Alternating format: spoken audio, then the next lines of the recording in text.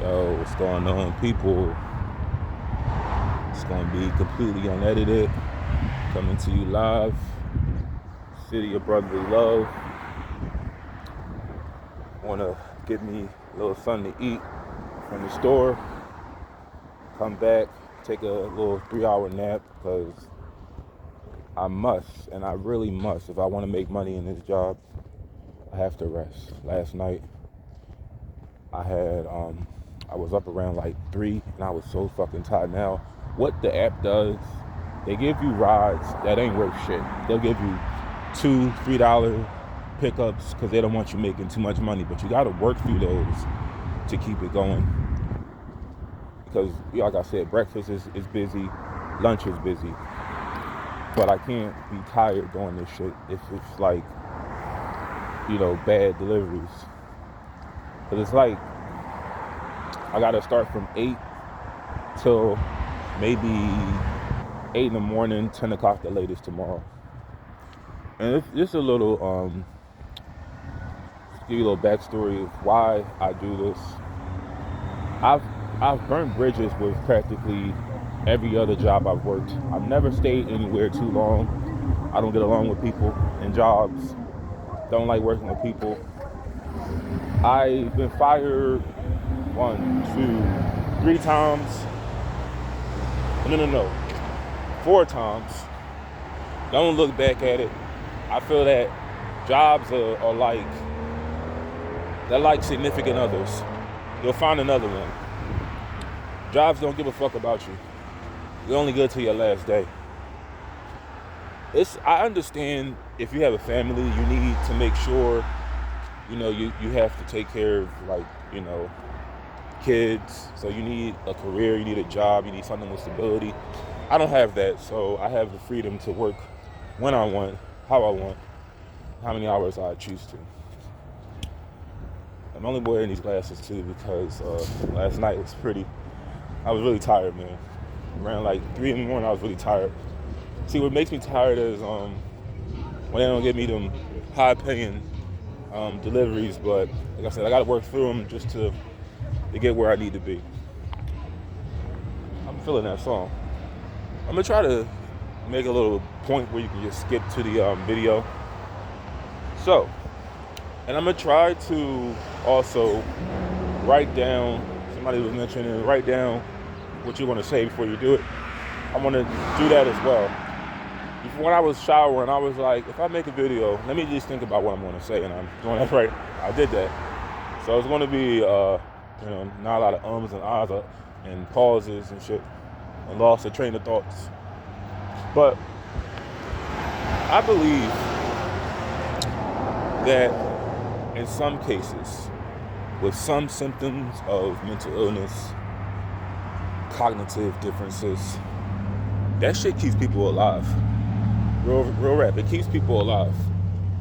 Certain ones do. I can't speak, I'm not a doctor.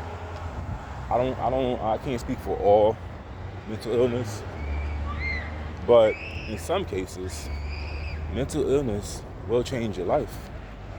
It can keep you alive. I'm gonna tell you, how that is. Now, we live in the age of the internet, right? We live in the age of social media. How many TikTokers on here are like the insert disability activists, autism activists, OCD activists? Tourette's is not a mental illness, it's a cognitive disorder, but it's also associated with OCD. You got a lot of people in here that got rich off of telling their story and it changed their life, where it's not as hard. Having money doesn't make your life as hard. I'm not saying your problems go away, but your life isn't as hard as it once was when you didn't have money. So if you didn't have it, you wouldn't be able to tell your story. It's like not having it would make you less interesting. With OCD especially, how many people like me didn't catch COVID not once until my situation came up, if y'all know what I'm talking about. I did not once catch COVID because I always wash my hands, always shower, I wet my hair a lot, but I feel that's what keeps me from getting sick. I knock them germs off my body. I use enough soap, because there's a reason why I can't have dreads. You can't wash dreads every day, but letting germs, shit, when you come in contact with people, when you don't wash them germs off your body, they stay on there, and that's how you get sick. I feel dirty too, but it's like my sense of wanting to be clean, that shit keeps me alive. I'll be a lot more sicker. Shit, if it was a virus, meant to wipe us all the fuck out, I feel I have a higher chance of surviving, because I'm always jumping in that shower, jumping in that bath. If I don't have access to a bath, I'll find a way to wash my ass. I'm one that always washes his face. I'll always tell myself, wash those pores. That's your face. Your face is important, because your nose, you want to make sure, and hot water helps. Cold water doesn't really knock out the germs, but hot water helps. Another thing with OCD, why I say mental illness saves people's lives. I'm pretty sure in every school shooting, every kind of massacre that went on, you had somebody who always had those intrusive thoughts flowing through their mind. Like little Nicholas that sits in the corner by himself. He's building a bomb to blow up this fucking school. I just know it.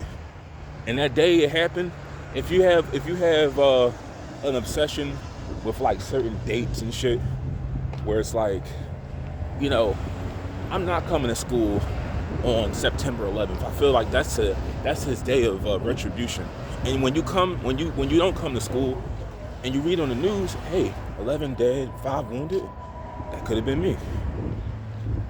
And that's not just with shootings. It's a lot of times just living in this city, in other places I've been, where I have avoided death thanks to my intrusive thoughts. Real story. I was in Milwaukee, not very long, but let's just say what saved my life was my condition that y'all know about, where I can't really relate to people. If I was somebody who, and this is a real story, I may try to link you the story. I'm not very good with making relationships, connecting with people. If I did connect with people, I probably would have been caught in the crossfire. So in Milwaukee, the Celtics whooped their ass in the game. This is like in April, right? I don't watch basketball, but I'm assuming that's when the playoffs happen. After the game, like 5 people got shot in the Deer District. 5 people got shot. It was literally down the street from this bar I worked at. I don't want to tell the name of it, but it was right near the Bucks Stadium. I'm like, damn, that could have been me. If I was cool with these motherfuckers in this restaurant, I probably would be, I was a busser, and I was scheduled to leave. I never had to close down. I probably would have stayed with, socializing with people. Probably would have got some drinks. And the minute that game was over, probably would have walked in my car. And I probably would have got my TV turned off, like Hassan Campbell says. Probably would have got caught in the cross of gunfire. So that shit keeps you alive. It's like certain symptoms I wish would go away. But in a lot of cases, your mental illness, it helps your life in some areas. It's a gift and a curse. Like, I hate how I gotta start shit over. I have to read a certain way. But there's advantages to it too. And no, having intrusive thoughts don't make you psychic. But I feel like some things, based on my mind, like if you had PTSD, you had extreme paranoia, that shit saves you. Because a lot of times it's not paranoia. You're actually right. A lot of the times people that are just real paranoid, they're not wrong with what they're saying. They're not wrong. But look at all the avenues that have been created thanks to social media. People that are that have like depression, people that have OCD, people that have ADHD, and I feel that's all sort of lumped in together. Like a lot of symptoms of other illnesses are sort of like combined into one. You may have a mixture of that as well, and they just don't call it that. But you have an avenue where you could tell your story, make money off of it, depending if you choose to. See, I give you this shit for free. I'm not looking for any money. Cause this is help. Well, it ain't help, It ain't saving it ain't saving the world. But this shit I give you, like I said, I'm like Dr. Sebi. I'm giving you this shit for free. Y'all remember Dr. Sebi? Remember Dr. Sebi? That's the doctor who they claim cured AIDS. Well, HIV. And they claim that the government took him out. But I was like, man, well, they probably did, but nobody gave a fuck about Dr. Sebi. When he was alive, like I said, he was giving you this shit for free, and you didn't want to hear it. So, but yo, how many of y'all think your illness, whatever it is, because the 5 main ones I can think of is depression, OCD, ADHD, the A word, and those are like the 5 most common ones. Oh yeah, and if you have like a psychotic disorder going on, that shit saves your life. It really does, because your thoughts in your head are what guide you, unless you are on some kind of medication, which I don't recommend. It's not that I'm a doctor, but tell me this: how many people can explain to me how to use medication and how it made their life a lot better? Because when I look at people on that shit, their bodies all fucked up. The hair is gone in some places. I remember this kid named Kevin when I worked at BJ's. I was 25 when I worked there. He said he was like 31. Dude looked like he was in his 40s. I'm gonna be 31 next year. His hair his hairline was receding. His body was like, when you take that medication, your body is all fucked up. That shit doesn't help anybody. It doesn't help shit. There's a real there's somebody on here, I think her name is Lauren Kennedy. I believe her. She claimed to cured her psychotic disorder through she did like the keto diet. Now doctors aren't going to promote that because once again, medication, like the pharmaceutical companies, they make money off of this shit. And doctors, if they actually help people, enough people, how are they gonna, make their money? It's like with cancer. It's a business. If you actually find a cure for that shit, and they have a cure, but they're just not gonna tell people that, how are they gonna make money? But,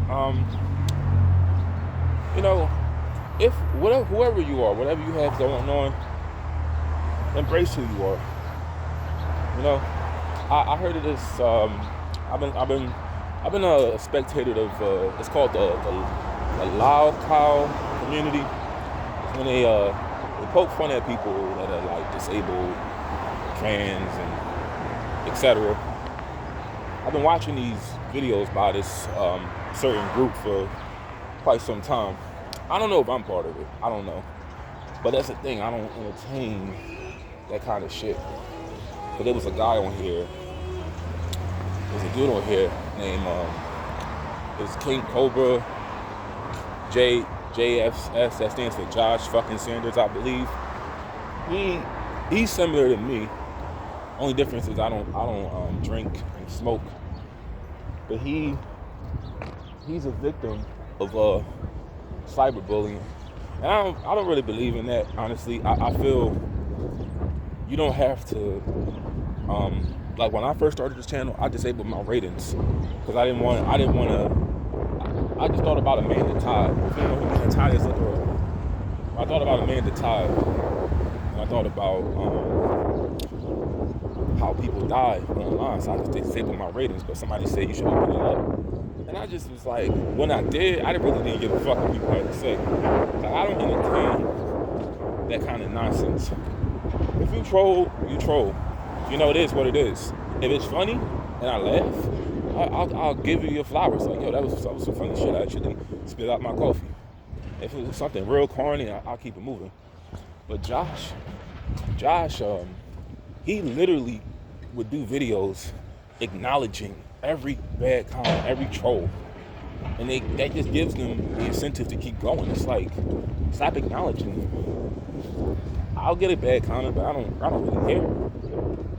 Now, if it's something that can help me out, like, let me tell y'all again, trolling is not,